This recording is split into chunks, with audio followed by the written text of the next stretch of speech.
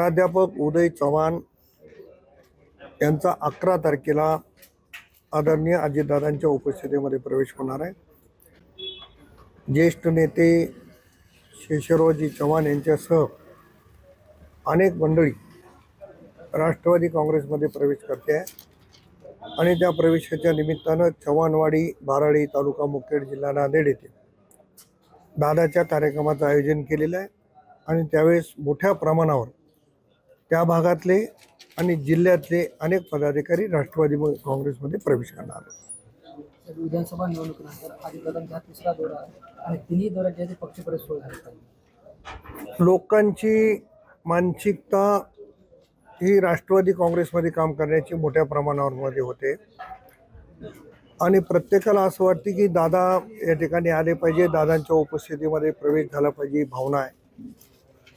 शिवशाही फुले आंबेडकरांना घेऊन चालणारा पक्ष म्हणून राष्ट्रवादीकडे लोकांना बघत आहेत आणि मला असं वाटते की दादांचा हा तिसरा दौरा आहे।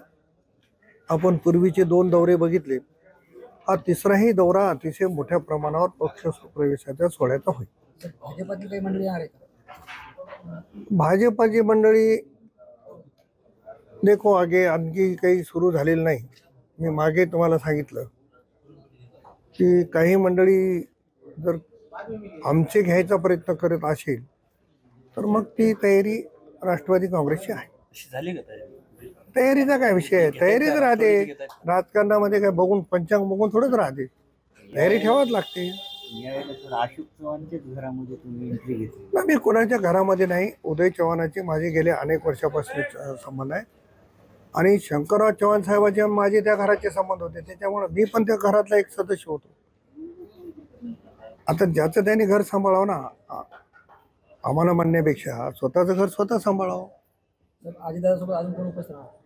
अजितदादांच्या सोबत प्रदेशाध्यक्ष माननीय तटकरे साहेब आहेत, अल्पसंख्याक मंत्री दत्तामामा भरणे आहेत, सहकार मंत्री बाबासाहेब पाटील आहेत, राज्यमंत्री इंद्रनील नाईक आहेत आणि त्यासोबत पक्षाचे अनेक पदाधिकारी या कार्यक्रमाला आहेत। साहेब, तुम्ही अंधारात पत्रकार परिषद घेत आहे आणि लाईट पण नाहीये, तर हे नांदेडकरांसाठी ग्रामीण आणि शहरी दोन्ही जीवनांसाठी ही सारखी परिस्थिती झाली आहे। 42-43 ही गोष्ट खरी आहे की गेल्या 4-5 दिवसापासून नांदेड जिल्ह्यामध्ये महावितरणचा लपंडाव, विजेचा लपंडाव सुरू आहे। या संदर्भामध्ये मी वरिष्ठालाही बोलेल आणि इथल्याही संबंधित अधिकाऱ्याला बोलेल। यामुळं परीक्षा देणारे, नीटचे परीक्षा देणारे विद्यार्थी असतील, विविध कार्यक्रम असतील, त्याच्यामध्ये खूप मोठ्या प्रमाणात अडचणी होणार आहेत। महावितरणने त्यांची बाब समजून घेऊन सुधारणा करावी अशा पद्धतीची सूचना मी बोलेल।